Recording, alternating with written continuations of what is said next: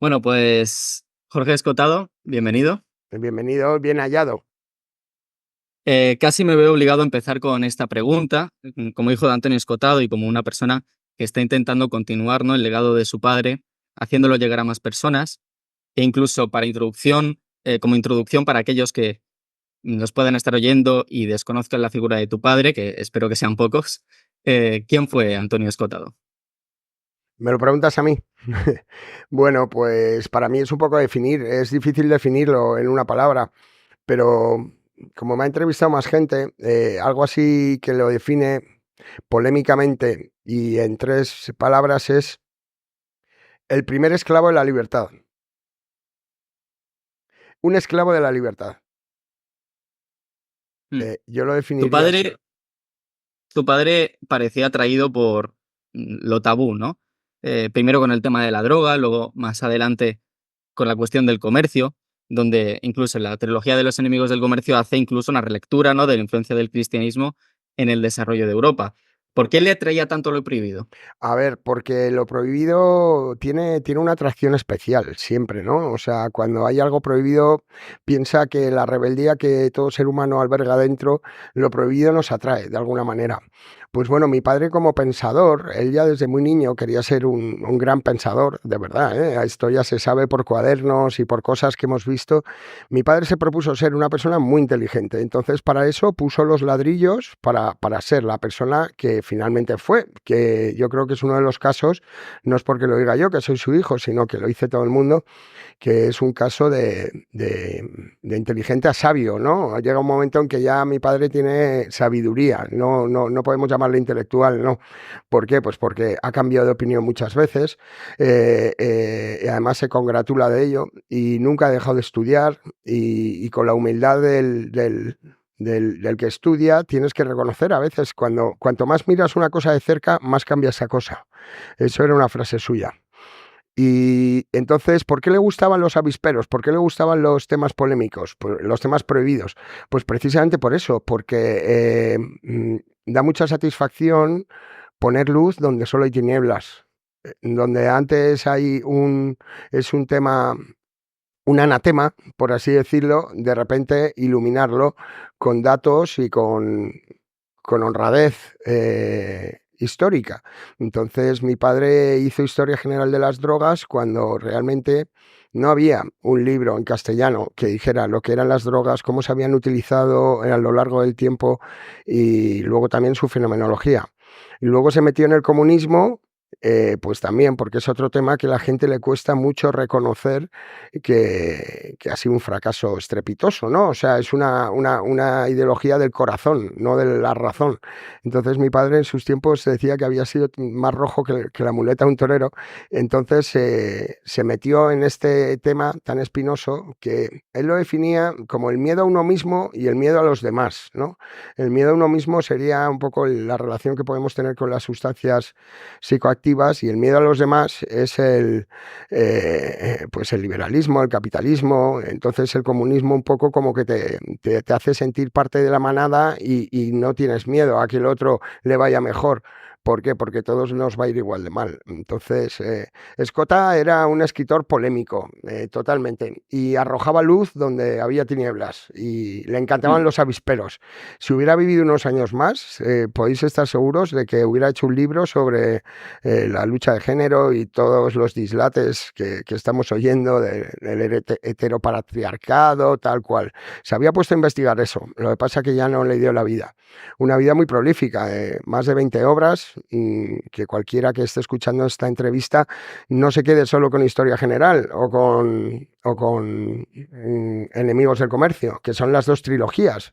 Aparte hay 19 libros y también de mucha entidad, como Caos y Orden, por ejemplo, 60 semanas en el trópico, bueno, hay de todo. Cualquiera que quiera ya sabe que en la moscadura lo ofrecemos a buen precio y rapidito. Otro de los libros que escribió, ¿no?, fue Retrato de un libertino. Sí, Y Antonio era una persona que sentía, ¿no?, y que transmitía verdadera curiosidad y amor por el conocimiento. En Los enemigos del comercio, de hecho, recuerdo que decía, ¿no?, que él no tenía una tesis, sino que él iba descubriendo sobre la marcha. ¿Está su libertinaje de algún modo ligado a su amor por la sabiduría? ¿Conectan estos dos polos de alguna forma? Pues sí, sí, sí, sí que hay algo de conexión. O sea, mi padre es una de las personas así que yo conozco, la más, cuya vida y obra se ¿cómo diríamos? Se funden en una sola cosa, ¿no? O sea, mi padre hablaba de la libertad, pero es que también la ejerció y la perdió. Hablaba del sexo y lo practicó y también lo perdió. Hablaba de las drogas y pues las practicó y también las perdió, ¿no? Vamos, simplemente nunca acabó dando problemas por esto. La liberalidad de mi padre, que aplicaba en su vida, pues también la aplicaba en su pensamiento. Era un escritor que no tenía prejuicios. Acuérdate que una gran frase suya es donde está el juicio hay que poner, donde está el prejuicio hay que poner el juicio. Entonces, era tan libre como ser humano, igual de libre era su cabeza, su mente. Entonces, pues por ejemplo, para aprender matemáticas no se le ocurre otra cosa que traducir a Newton del latín. Se convierte, él era abogado, de profesión, luego se le conoce como un filósofo, pero lo que fue es profesor de sociología. O sea, mi padre era una especie de polímata en varias áreas, de la teoría del caos también era un experto de muchos temas. Entonces, sí, yo creo que eso que dices está unida la personalidad, el ánimo de ser una persona libre, también con investigar de una manera libre, como tú dices, sin una idea clara, una idea fija antes, dispuesto a cambiar de opinión en función de la investigación, ¿eh? En función de la investigación, cuanto más estudias, posiblemente más cambies de opinión. Esto es lo que decía Escota y lo decía con orgullo, porque le había costado mucho, pero claro, es un ejercicio de humildad intelectual muy de agradecer, ¿no? Cuando un historiador eh, tiene una idea preconcebida y se va dando cuenta que los datos desmienten esa idea, porque los hechos es lo único que no es opinable. Todo lo demás es opinable, menos los hechos, Has dicho ¿no? antes, sí, has dicho antes que lo tabú tiene un componente de atracción, ¿no? Inherente, pero lo tabú también nos produce temor. Sin embargo, me llama la atención que la antología publicada por Página Indómita, está aquí, se titulase Frente al miedo. Y en muchos de sus artículos, en muchos de los artículos de Antonio, leí a tu padre señalar que el miedo era una herramienta, ¿no?, empleada por el gobierno para mantener bajo control a los ciudadanos y para más o menos someter a la población. ¿Era el miedo un antónimo de libertad para tu padre? Totalmente, absolutamente. Mi padre, cuando hemos dicho que era un esclavo de la libertad, me voy a explicar un poco mejor. Es que mi padre nunca hizo una escuela y aunque tiene libros de metafísica y de filosofía profunda, nunca hizo una escuela, pero está bien que le conozcamos por algo que destacó toda su obra y es como el filósofo de la libertad. Eso sí que se le podría llamar, ¿no? El filósofo de la libertad. ¿Y cuál era su tesis central? La tesis central era que para combatir el miedo tenemos nuestra libertad, pero no la libertad para hacer lo que queramos, sino para hacer lo que debemos hacer. ¿Eh? O sea, libertad igual responsabilidad. Esto es un concepto, un binomio que mi padre aplicó muchísimo en su vida, ¿no? Entonces, desde luego que la libertad es el eje central de su pensamiento, yo diría, la libertad como antídoto contra el miedo, ¿no? ¿El miedo qué es? El miedo, él me lo decía, hijo, el miedo es sentir padecer antes de que llegue el mal. Eso es tener miedo a una cosa, ¿no?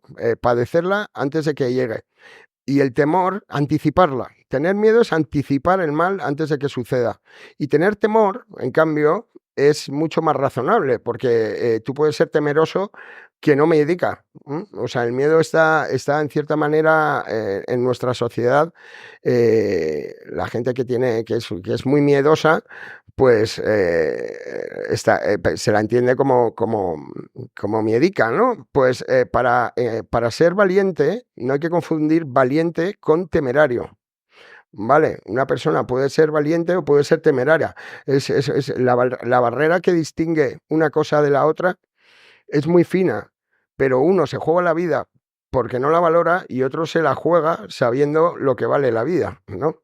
Entonces, digamos que en el caso de mi padre, esa libertad, desde luego que por eso se llama Frente al miedo, el libro del que hablas, ¿no? Mi padre va dando muchas recetas para que el ser humano sea libre y realmente dé lo mejor de sí mismo, sea lo más útil a los demás, porque eso es la verdadera libertad, ¿eh? En conseguir ser un maestro en algo y ser útil a los demás. Entonces, si consigues eso en el sistema capitalista, además, serás premiado y cuanta más gente seas útil, más dinero ganarás. Pero mi padre decía otra frase: "Afánate en hacer cosas útiles", ¿no? O sea, centrémonos en eso. Y bueno, pues esta es la respuesta que te doy a tu pregunta sobre Frente al miedo. Frente al miedo, seamos útiles y ejerzamos nuestra libertad. Me llama la atención un aspecto que has mencionado sobre la noción de libertad de tu padre, y es que no está separada de la responsabilidad. Mm. Esto también lo aplicaba, por ejemplo, al caso del consumo de drogas, ¿no? Para él era vital la información y un consumo responsable. Absolutamente. En este libro vemos, en el que estamos hablando, diario, Confesiones de un opiófilo, diario póstumo, que mi padre era un verdadero sibarita y tomaba las drogas casi de una manera científica, ¿m? O sea, realmente él, la gente cuando toma drogas suele compartir con gente sus experiencias, ¿no? Pero cuando las tomas solo y las tomas para trabajar, que es lo que hacía él, o para que sus achaques, los achaques de la vejez no fueran tan gravosos, sobre todo en el libro vemos un uso medido, cuidadoso de cada droga, porque en las drogas se produce un fenómeno que se llama tolerancia. Entonces, cuanto tú más, imagínate que se pasase la tolerancia con el sexo, ¿no? Pues cuanto más practicases el sexo, menos placer te daría. Pues lo mismo pasa con las drogas, y esto es la tolerancia. Cuanto más tomas una droga, menos efecto te hace.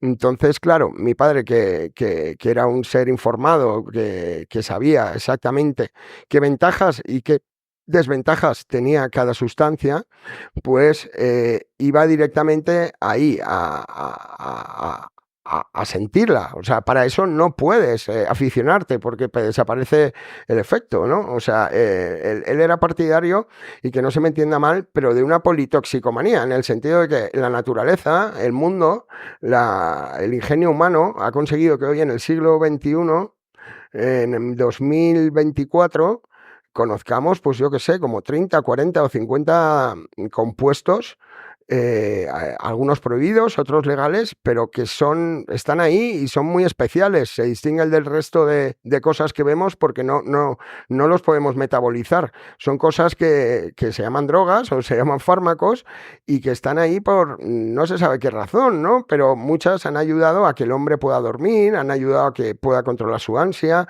han ayudado a que supere traumas. O sea, las drogas, mi padre siempre decía que si se saben utilizar bien, habría que practicar con ellas la sobria ebriedad, que es un concepto muy escotadiano, y eso significa, pues, utilizar tú siempre a las drogas y nunca las drogas a ti.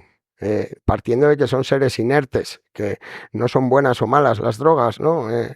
Lo que decía Escota con sorna, lo que diferencia, llamar a las drogas duras o blandas, es la misma diferenciación que hay entre agua bendita y agua del grifo. ¿Qué te parece? Me llama la atención otro aspecto, que es la elección de La emboscadura, una obra que Mm, yo he conocido gracias a tu padre y que también inspira el nombre de este podcast, El Emboscado, ya veo. como nombre de la editorial, ¿no? En la que creasteis para difundir su pensamiento. ¿Cuál fue la influencia en tu padre de este libro? Y luego, un poco más amplio, la influencia de Junger en este Muchísima, libro, en tu muchísima. padre. Ernesto ha sido nuestro autor de cabecera, por así decirlo, durante mucho tiempo. Cuando yo empecé a trabajar con mi padre cuando tenía 20 y pico años, ¿vale? Ahora tengo 46. Lo que pasa es que los últimos 7 fueron de muchísima intensidad. Pero mientras él me formaba y me daba lecturas, me habló siempre de Junger, del Emboscado.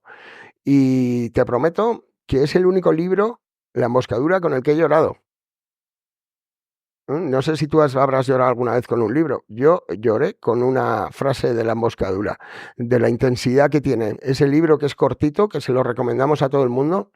Llamamos a la editorial La Emboscadura, no tuvimos dudas, ¿eh? Fue el único nombre que se barajó y mi padre lo aceptó en el acto, yo se lo propuse, como un homenaje a Ernst Jünger, por supuesto, que La Emboscadura es uno de sus libros, pero yo recomiendo mucho también Eumesville o Juegos Africanos, o bueno, Tempestades de Acero. Es un pensador fuera de serie totalmente. Y él propugna, como mi padre, la libertad frente al miedo, y la actitud del emboscado, que es un ser soberano que no acepta la fatalidad del mundo, no la acepta, pero la asume y simplemente se va al bosque, porque en alemán emboscado viene de emboscarse, de ir al bosque. En español no tiene esa acepción, y entonces cuenta la figura de esta persona singularmente soberana, que se va al campo y vive con sus manos, pues se corta leña, caza, tiene agricultura. Pues eso, ese sería el hombre ideal, ¿no? El hombre que no depende de otros. Mm. Junger comparte un rasgo muy ligado también a lo que has comentado del individuo soberano, ¿no? El emboscarse, que también veo en Thoreau, el autor de Walden, Sí, claro. que también se alejó, ¿no?, de la civilización, y que también veo en tu padre, que es una rebelión, una especie de rebelión contra el mundo moderno, pero sin olvidar que el fin no justifica los medios. Y en un momento en el que estamos sometidos a un bombardeo de estímulos por parte de una sociedad que igual te empuja a ser productivo constantemente o que te exige estar todo el rato conectado a las redes sociales, a la tecnología y polarizado, enfrentado con el prójimo, él parecía proponer una especie de reposo y de concordia. ¿Eran estos los antídotos de tu padre ante el mundo moderno? Bueno, cuando él se va a Ibiza en plan rebelde, por así decirlo, pues se fue, como él siempre hizo, a protagonizar la revolución sexual, ¿vale? La revolución sexual, él siempre decía que es la única revolución que ha triunfado, de verdad, ¿eh? Todas las demás revoluciones por A o por B han fracasado.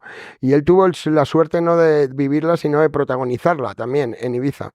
Y entonces ahí sí se puede decir que mi padre era un poco antisistema, porque venía de tener una plaza buena en el Instituto de Crédito Oficial aquí en Madrid, y decidió dejarlo todo e irse a vivir sin agua corriente ni luz eléctrica, así como una especie de Robinson. Y ahí se encontró a muchos más Robinsones, que son los culpables de que la isla sea hoy lo que es, porque cuando llegó mi padre era una isla totalmente deprimida, hecha polvo, con gente, payeses muy cerrados, payesas vestidas de negro todo el día. Y lo que hay ahora, pues imagínate, está la gente más guapa, ¿no? Aunque también hay de todo. Pero bueno, Ibiza es una isla especial y mi padre ahí es donde ejerció un poco su rebeldía. Cuando hablabas de Thoreau, que es otro libro que también leí en su día, y luego Walden lo he leído hace poco, me lo compré por Amazon, date cuenta de la diferencia entre Thoreau o mi padre y Junger. O sea, ellos se van, pero Thoreau no escribe una obra de profundidad. O sea, Thoreau lo que cuenta es cómo se construye su casa, cómo tal, que es admirable, desde luego, cómo con tus propias manos puedes hacerlo todo. Pero en cambio, el emboscado se embosca con un objetivo. O mi padre cuando va a Ibiza va con un objetivo también. O cuando entra en la cárcel también entra con un objetivo. Junger, la diferencia entre alguien nómada que de repente decide establecerse y hacerse su propia casa, a esa persona que sea un emboscado, significa que el otro no acepta la fatalidad. O sea, él va a seguir, está ahí en el bosque, pero va a hacer todo lo que esté en su mano para cambiar las cosas, ¿eh? Mi padre no se le podía acusar de estar en casa mirando el paisaje. Él todo el rato estaba intentando cambiar las cosas, y de hecho que ha cambiado unas cuantas. Acuérdate de, bueno, tú eres muy niño, pero en la España de los 80 estaba llena, 80 y 90, de yonkis, de gente con las jeringuillas que te amenazaban, que te pincho si no me das el plumas, no sé qué. Esa gente ha desaparecido totalmente. Y en parte yo estoy convencido de que es fruto de la aparición de mi padre en aquella época en televisión, diciendo, oye, que esta gente son unos farsantes, que lo que quieren es perder el tiempo, que la heroína no tiene la culpa, que yo la tomo y míreme a mí y mire al otro. O sea, esto depende de la educación que tengamos. No puedes echar la culpa a algo que es intrínsecamente ni bueno ni malo, es una molécula no puede hacer nada bien o mal, o sea, depende de cómo uses la molécula, ¿no? Mm. Sobre la cuestión de las drogas, justamente, una de las ideas que más han influido en mí, de Antonio y que encontré en la antología también, es la crítica que hace tu padre a la obsesión por buscar crímenes sin víctimas. Si no recuerdo mal, él decía algo así como que un defecto, ¿no?, del mundo conservador era que quería buscar crímenes sin víctima y un defecto del mundo progresista es que estaba obsesionado por buscar víctimas sin crimen. No sé si podrías desarrollar un poquito esta idea. Sí, esta idea viene muy desarrollada en su libro Majestades, Crímenes y Víctimas. Es un ensayo que recomiendo a todo el mundo, que se conoce bastante poco, pero está muy bien. Y claro, habla de esa degeneración, ¿no?, que hay entre lo que es el derecho y lo que es la legislación. No tiene nada que ver, el derecho es eterno, la legislación cambia con cada gobierno, ¿vale? Entonces Hitler llegó al poder en las urnas, legalmente, ¿vale? Entonces no podemos confundir la legislación con el derecho. El derecho de Justiniano, que vertebra todo nuestro código penal y código civil, pues eso son cosas inamovibles. Luego la legislación hace lo que quiera con ello, pero vamos, cada 4 años cambia, ¿no? Entonces, lo ¿cuál era la pregunta exactamente? Bueno, sí, un poco desarrollar esta idea, ¿no? De los de Ah, vale, los ya lo tengo, se me había ido el hilo. El crimen sin víctima, claro. Mi padre como abogado siempre le sorprendió mucho ese tipo de crímenes que no tienen víctima y que te multan, por ejemplo, por no protegerte de ti mismo. Acuérdate del cinturón de seguridad, ¿no?, de los coches. Ahí había una polémica. Oye, ¿yo por qué me tengo que poner el cinturón de seguridad si no quiero? Pues ahora te cae una multa. ¿Por qué? Porque te estamos protegiendo de ti mismo. Vale, pues bueno, eso es opinable. Las drogas, cuando a ti te acusan de un delito, generalmente es porque hay una víctima, alguien que se ha sentido perjudicado y a quien hay que restituir sus agravios, ¿no? Entonces, cuando a ti vas por la calle y te para la policía y te coge una china de hachís, te denuncia y tú preguntas, pero ¿quién me ha denunciado? ¿A quién he agraviado yo? Y dice, a la salud pública. Y se quedan tan anchos. Y claro, ese es el delito sin víctima, el delito de lesa majestad, ¿no? Que el Estado sobrepasa los límites que marca claramente el derecho para ya entrometerse en la vida personal de los individuos, que es lo que más le gusta a la política y al Estado, ¿no? O sea, que perdamos nuestros derechos. Por desgracia, con todo esto de la pandemia ha quedado muy claro lo fácil que es perder libertades y derechos sin que nadie los reclame de una manera pasmosa. Pues sí, esos delitos, por ejemplo, también me recuerdo, el delito que lleva a mi padre a la cárcel es un delito provocado por la policía. Ese delito tampoco existe ahora. Cuando la policía provoca un delito y tú lo cometes, no puedes ser juzgado. Por ejemplo, yo tiro un billete de 500 euros y me escondo detrás de una columna y cuando veo que alguien lo coge, le acuso de apropiación indebida.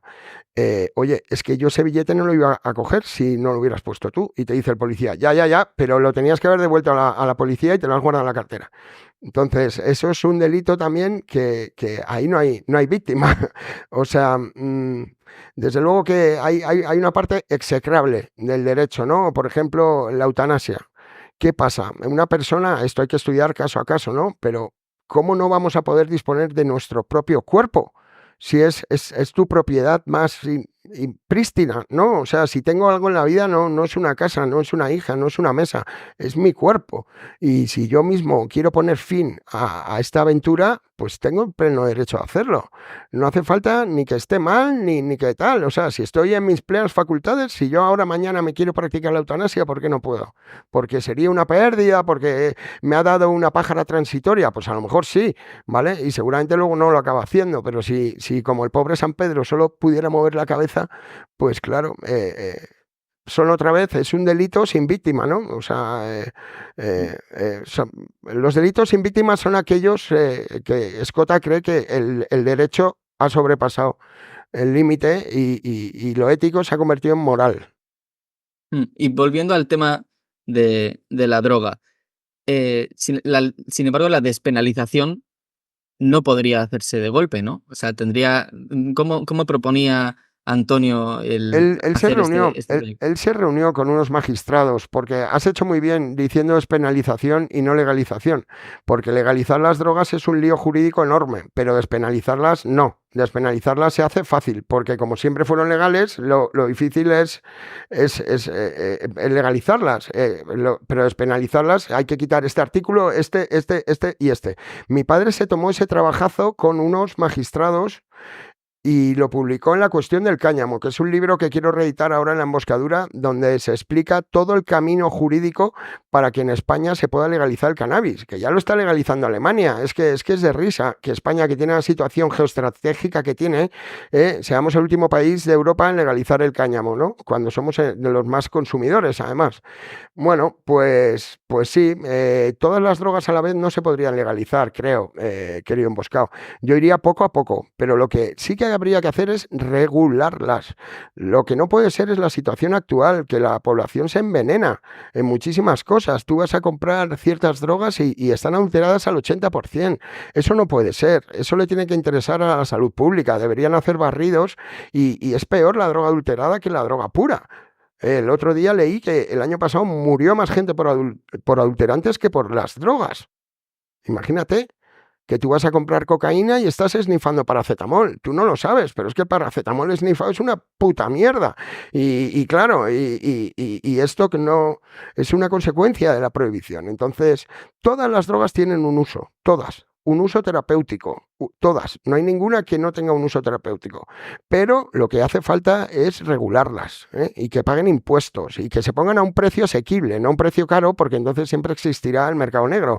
Pero el mercado negro es muy fácil de deshacerlo, simplemente poniendo un buen producto a un precio por debajo. Desaparece la mafia, que es lo que hay entre el productor y el consumidor. Ahí lo que existe entre medias se llama mafia.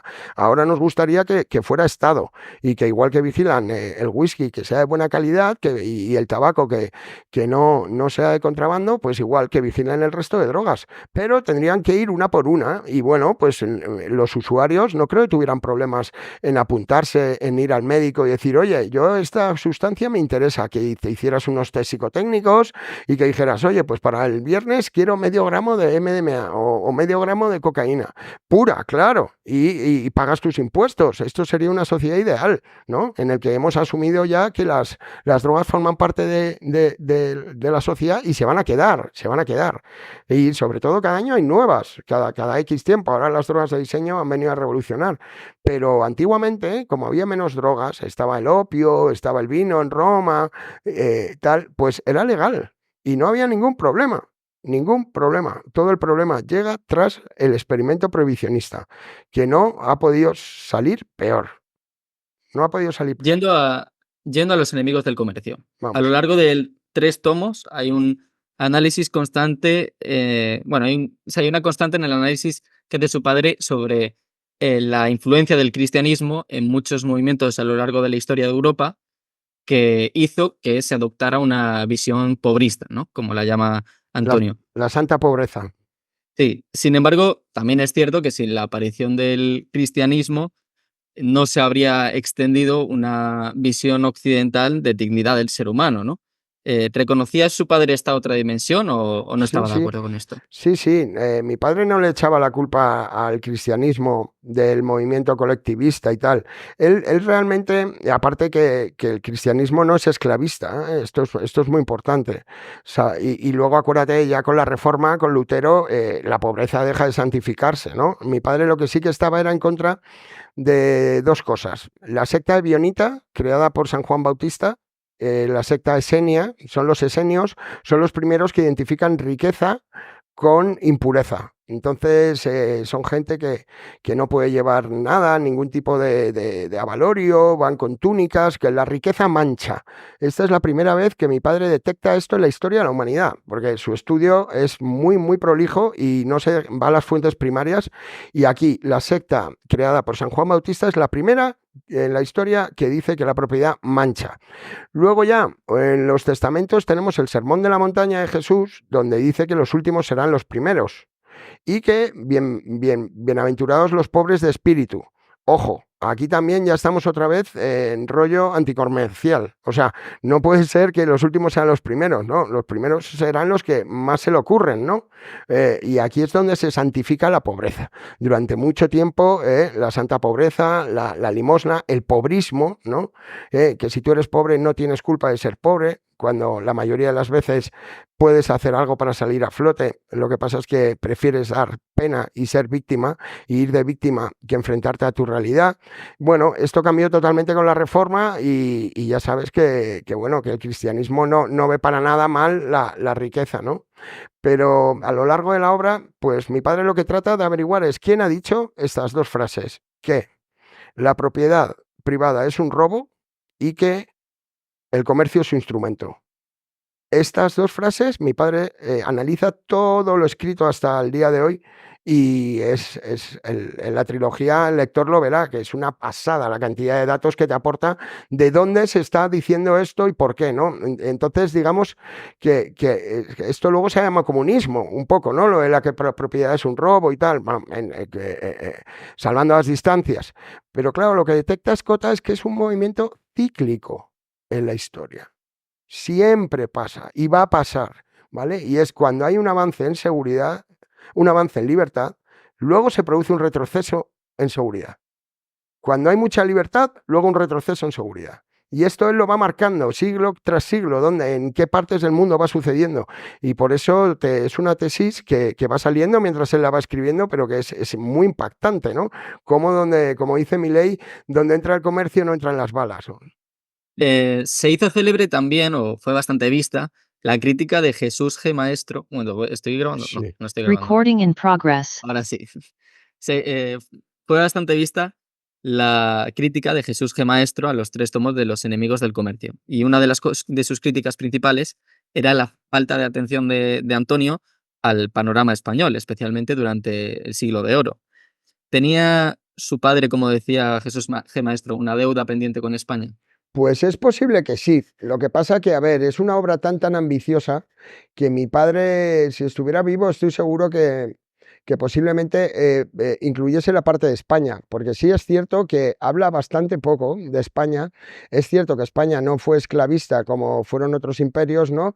Pero sí, yo también, a él no le costaba reconocer que oye, que ya había hecho 3 tomos, que ya no podía hacer más y que ya le había costado casi 20 años de vida y que sí, que podía haberse centrado en España un poco más, sí, vale. Pero bueno, eso incluso está más accesible, ¿no? Para los propios españoles. En cambio, la investigación que él hace no tiene paralelo, porque pues, habla muchísimo de Rusia, muchísimo de Inglaterra, de Alemania, de Estados Unidos, ¿no? O sea, a él le parece que es más difícil conocer lo que pasa fuera de nuestras fronteras que dentro de nuestras fronteras. Y bueno, Maestro, que es un tío tan dogmático, ¿vale? Y tan buenista, que bueno, yo luego he ido hablando con mucha gente de la Fundación Gustavo Bueno, que todos respetan y admiran muchísimo a mi padre, y ni mucho menos se quedan solo con esa pequeña crítica, ¿no?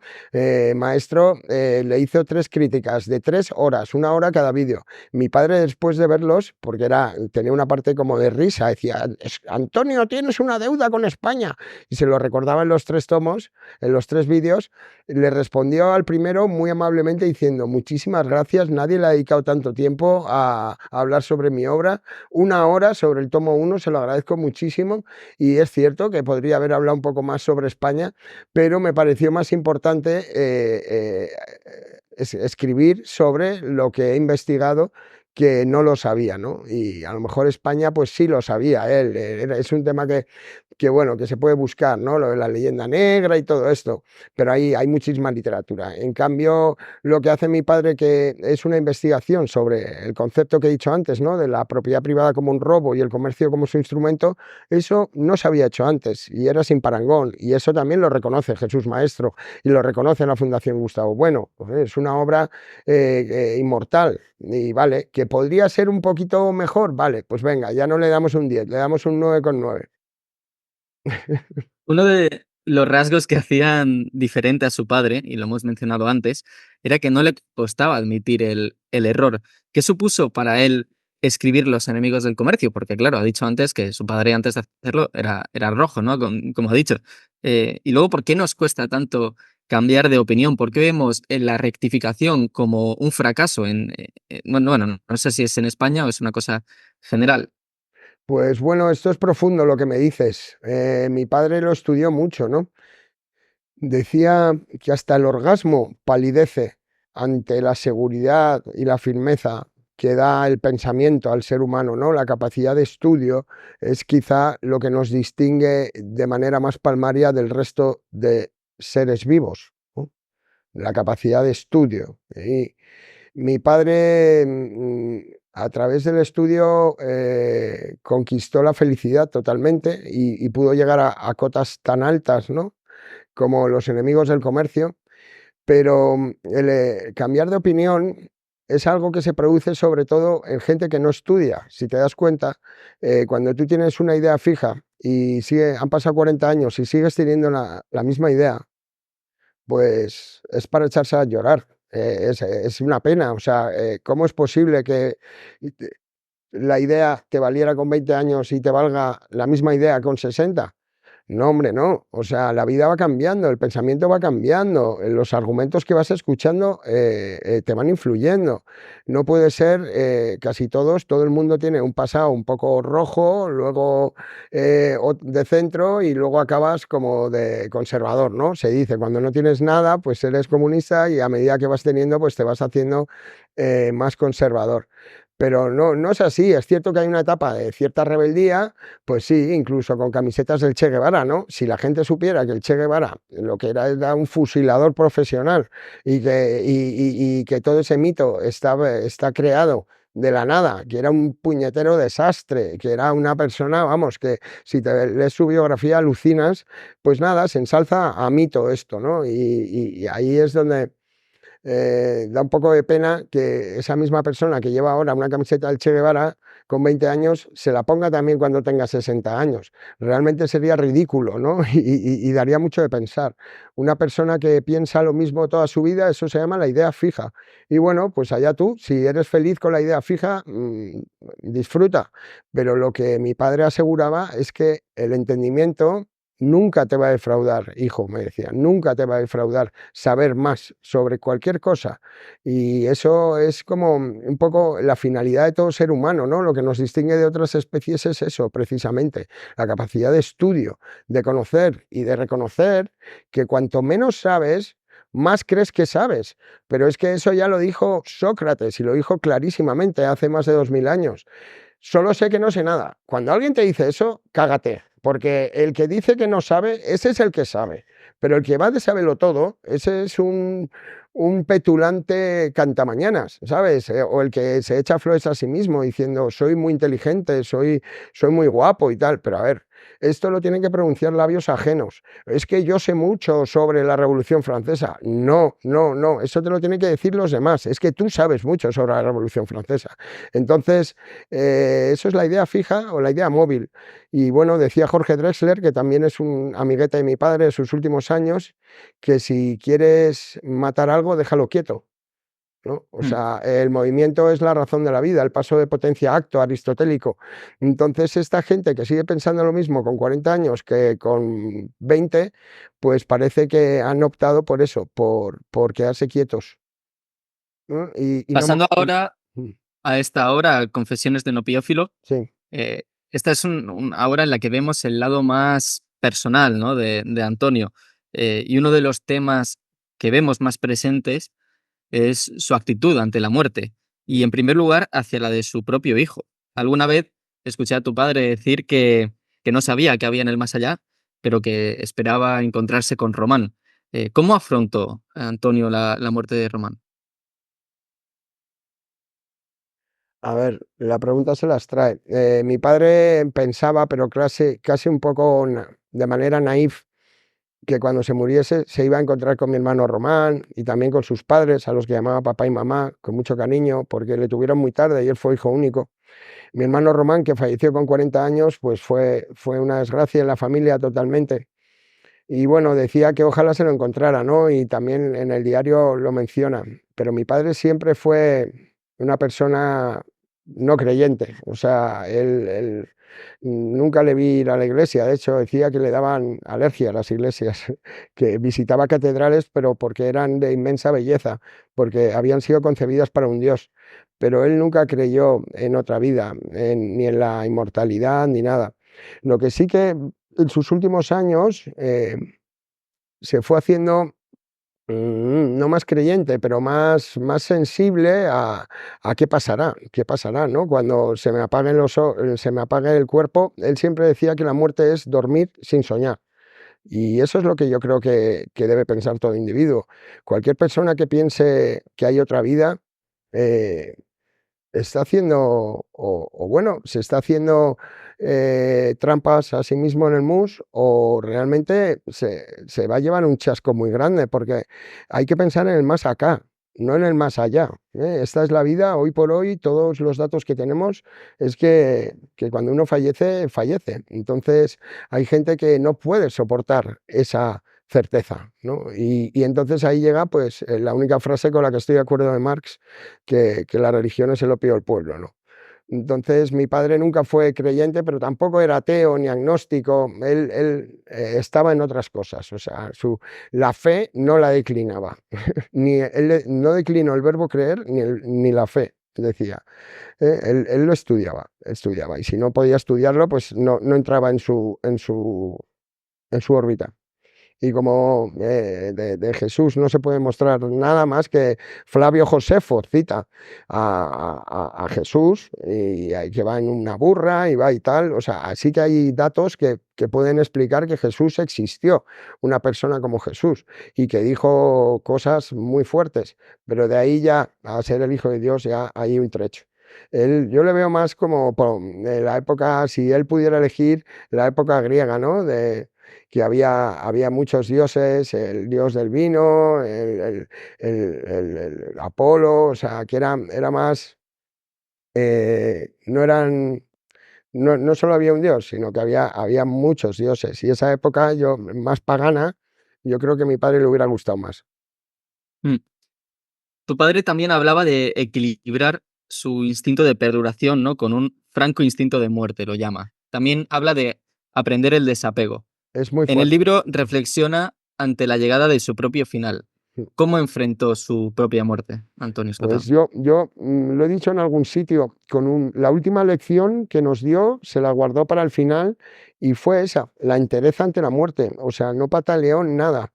Estaba tan tranquilo, tan pancho. Él sabía que había cumplido lo que había venido a hacer y que no podía patalear ante lo inevitable, que esto es lo que dice en el libro, ¿no? O sea, la muerte es algo inexorable. No hay nada más triste que ver a alguien que se está muriendo y no quiere morirse. No, o sea, realmente hay un momento en la vida que, oye, ya te tienes que morir, no tienes que quejarte, hoy pobrecito que se ha muerto, no, oye, si ya mueres a partir de 80 años, vamos, da las gracias. O sea, otra cosa es que sea una tragedia, ¿vale? Y mueras antes de tiempo, pero él ya veía que iba a morir de viejo y fue una lección, una tranquilidad. En el libro es el gran tema, yo creo, la muerte, no son las drogas, ¿no? Él va viendo cómo va envejeciendo, pero a la vez cómo se va convirtiendo en una especie de espectro, decía él, que ya el cuerpo no le funciona, pero la cabeza le funciona de maravilla. Él tenía un Parkinson y el Parkinson también fue avanzando y bueno, la verdad que era admirable la manera en que afrontaba la muerte, ¿no? Morir tranquilo. Digamos que eso es el fin más importante que tiene todo ser humano. Y Escota fue un elegido en eso, murió tranquilo, en paz. Otra cosa que me ha llamado la atención es cuando habla de algunos episodios de depresión, ¿no? En los que afronta con un sentido de responsabilidad, muy alejado del victimismo, ¿no? Había un momento en el que decía: "Llevo tiempo bien jodido, pero la culpa es mía o no hay remedio, con lo cual sobran las pataletas". ¿Veía su padre que estamos, inmersos en una epidemia de victimismo? Totalmente, y de egocentrismo. Y de otra cosa, que me llegó un día y me dice: "Hijo, hijo, he descubierto una nueva palabra, increíble, tal, estoy feliz". Y solo él se podía poner tan feliz por una nueva palabra. Y le digo: "¿Cuál es la palabra?". Y me dice: "Onfaloscopia". Y digo: "¿Y qué es eso?". "Mirarse el ombligo, hijo, mirarse el ombligo". Y nada, me fui al diccionario, efectivamente existe la palabra y es mirarse el abdomen, ¿no? Entonces mi padre estaba horrorizado de cómo la gente utilizaba Internet. O sea, Internet para hablar de uno mismo y yo, y poner morritos y hacerte fotos tapando los edificios que has ido a ver. Eso es absurdo, cuando ese mismo móvil contiene 10.000 veces lo que tenía en la biblioteca de Alejandría, ¿no? Entonces, él decía también otra frase: "Quítate de en medio y aparecerá la realidad", ¿no? O sea, hay que el yo, es un poco el corazoncito que todos tenemos, ¿no?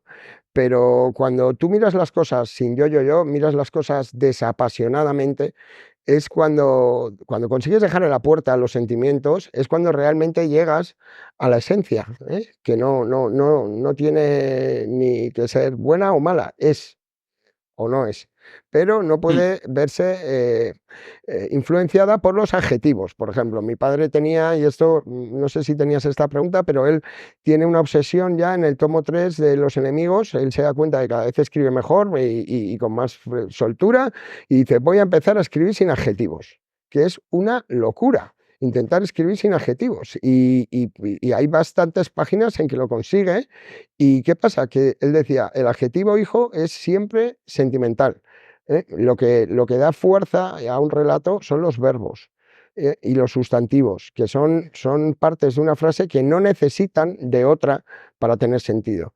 Entonces, los adjetivos, él se reía mucho de Víctor Hugo, que le dijeron: "Oye, ¿cómo es tu última novela en la editorial? Mándanos algo". Y le mandó al editor una cuartilla con 28 adjetivos seguidos: magnánima, interesante, misteriosa, no sé qué. Y claro, es que nada, si tú quieres ser realmente fiel a la verdad, trata de influir lo mínimo, de que tu, mm. tu, tu, tu Y es ánimo.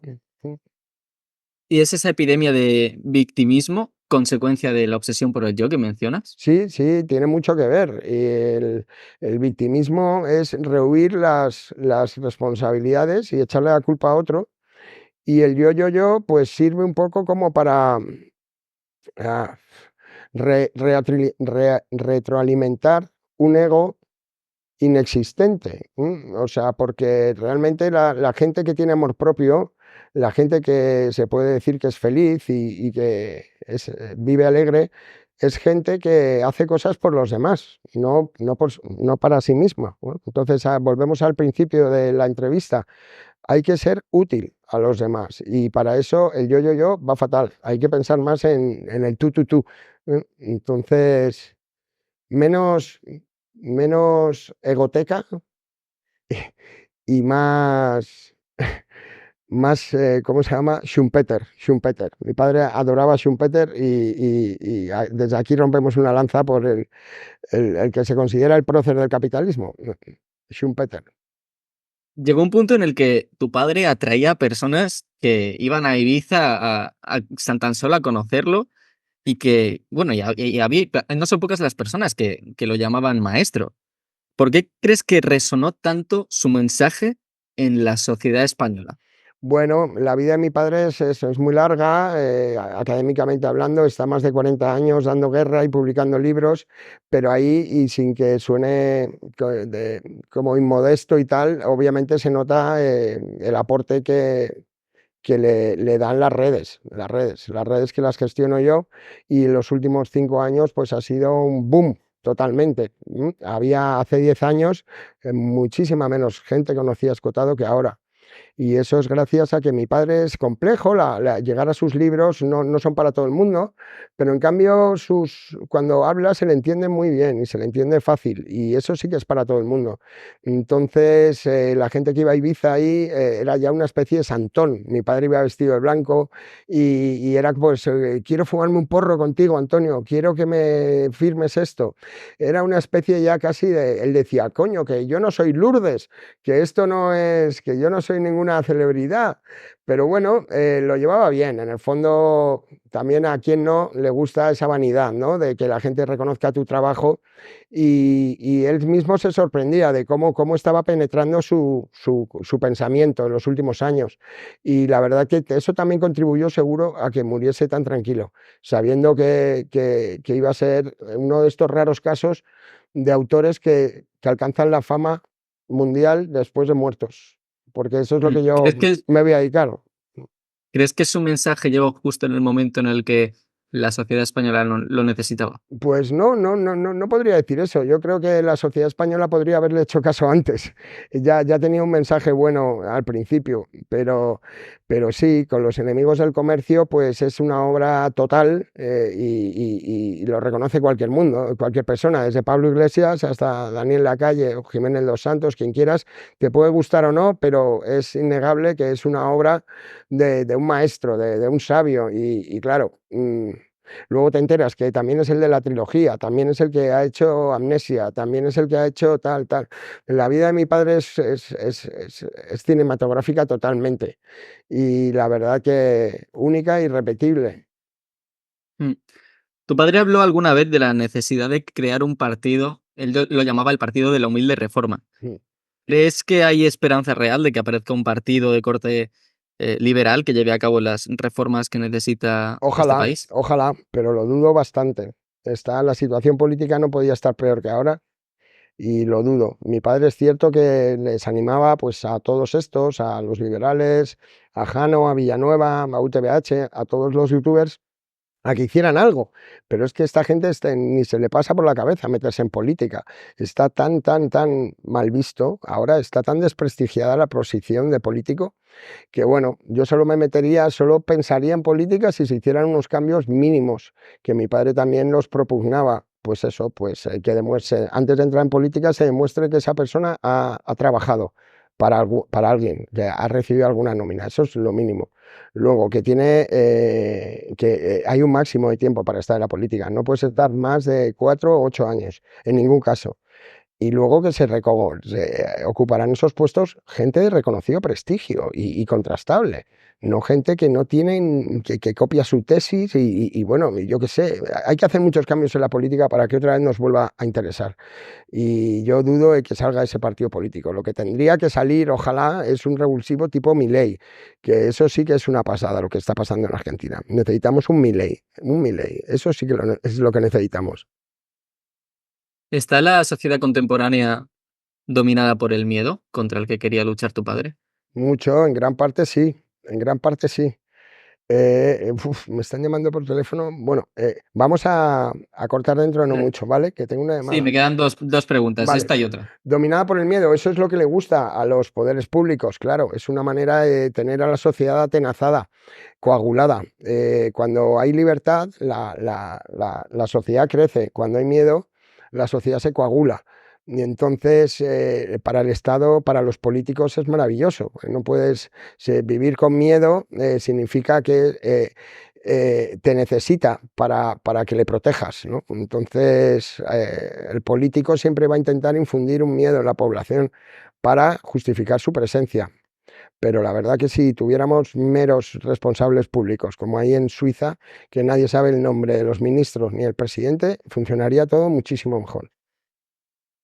¿Qué recado cree que nos dejaría su padre si estuviera vivo hoy? Hay muchos mensajes suyos, ¿no? Pero, puf, eh, es que hay muchas frases, están puestas en Twitter, yo las voy soltando, pero lo que nos diría hoy, pues no sé, que aprovechemos el teléfono móvil, para estudiar y no para perder el tiempo.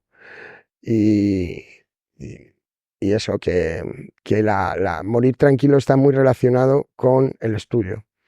Así que mi padre lo que anima es a estudiar y que el estudio nunca te va a defraudar. Y cualquiera que estudie y lea sabe a qué me refiero. Es una cosa que va al espíritu directamente. La tranquilidad de espíritu se consigue estudiando y siendo útil a los demás. Y cuando eres útil y estudias, te conviertes en un ser amable, pues también tienes pareja y te pasan muchas cosas. Pero bueno, todo parte de ser un ejemplo para los demás. Pues Jorge Escotado, muchísimas gracias por Gracias a ti. haber venido. Quería agradecerle porque hubo hace varios años, en 2019, hubo un chaval que le escribió a su padre un correo enviándole el primer artículo que había escrito y tenía mucha ilusión por enviárselo. Y su padre le respondió y me animó a seguir estudiando y a seguir escribiendo y eso es justamente lo que he hecho y gracias a él estoy haciendo lo que Qué estoy haciendo, bien, así qué que bien. se lo quiero agradecer de corazón. Qué guay. Pues gracias. Espero que tu ejemplo cunda y cada vez esta sociedad sea más libre. Y para eso lo que tenemos que hacer es estudiar y ejercer, luchar por la libertad. Gracias a todos, emboscados. Gracias a ti, emboscado también. Hasta Muchas siempre. gracias. Chao, chao.